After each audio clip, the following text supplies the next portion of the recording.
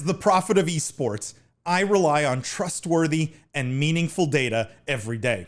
Data from our research partner YouGov offers the most complete view of esports fans and gamers in the world, providing context to who they are, what they think, the brands they buy, and things they do.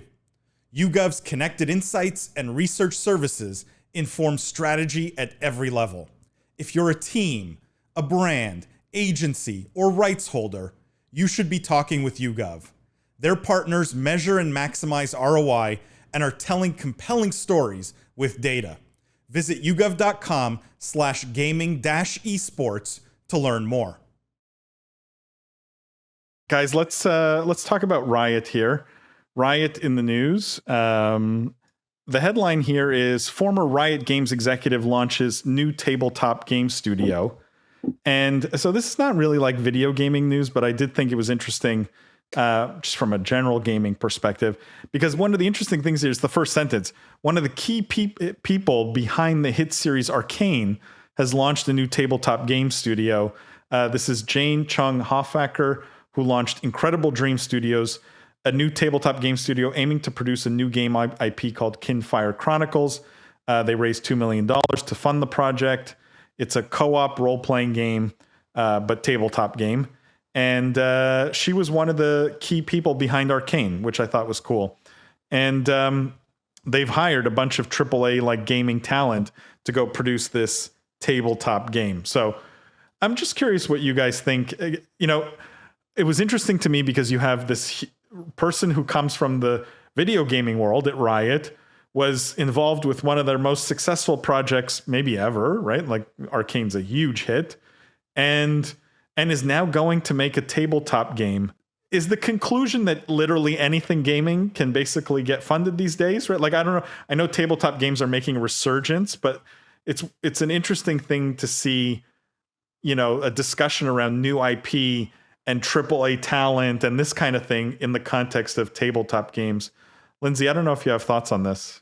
To me, I just think that entertainment as a whole is becoming more fluid, and I see this as a symptom of that more so than tabletop games coming back in general.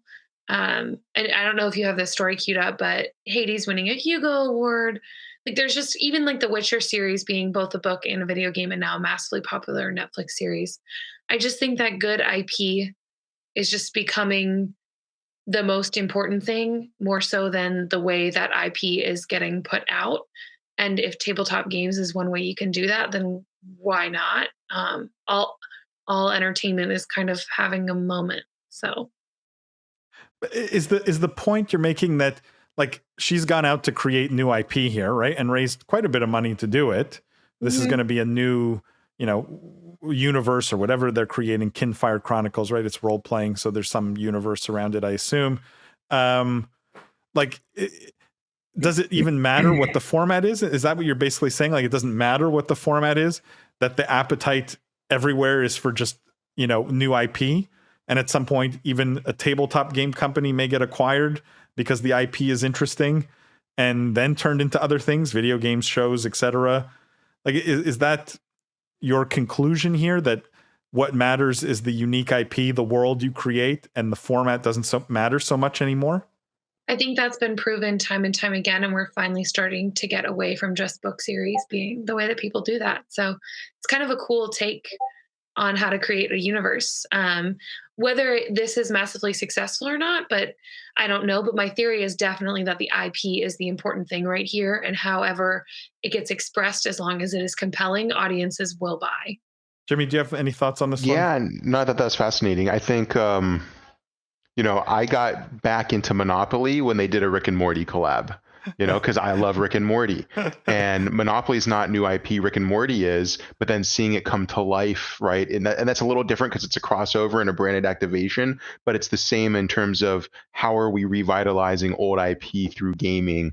And that was, you know, maybe if they do like a digital Rick and Morty Monopoly, I'll watch that on Twitch. I don't know, but what's really interesting is, you know, you have someone with an amazing pedigree at, I think, all of our favorite, you know, developer publisher out today. You got to argue that Riot's probably doing it better than anyone else and has been for years now.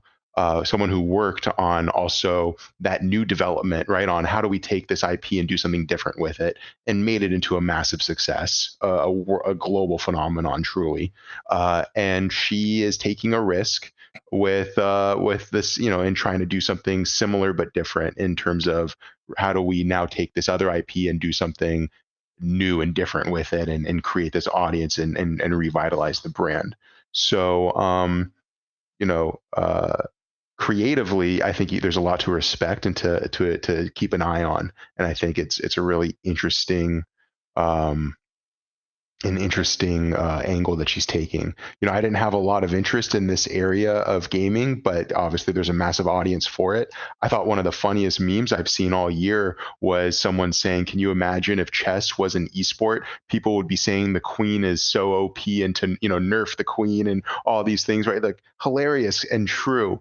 So when you think about these tabletop games that have had the same rules, that have been balanced for decades, if not longer, would love to see what she does here, because I think there's a lot to do. To Lindsay's point, there's a lot of innovation to be had. Wes makes an interesting point here. Says tabletop revenue is around $8 billion a year, larger than esports by far. I mean, that's a bit unfair, Wes, in the sense that it's way smaller than gaming still, right? Which is maybe the more fair comparison, like video games. But it's a good point that it's not an insignificant industry, and it's not an insignificant market to go after. I agree. I think that's a good point.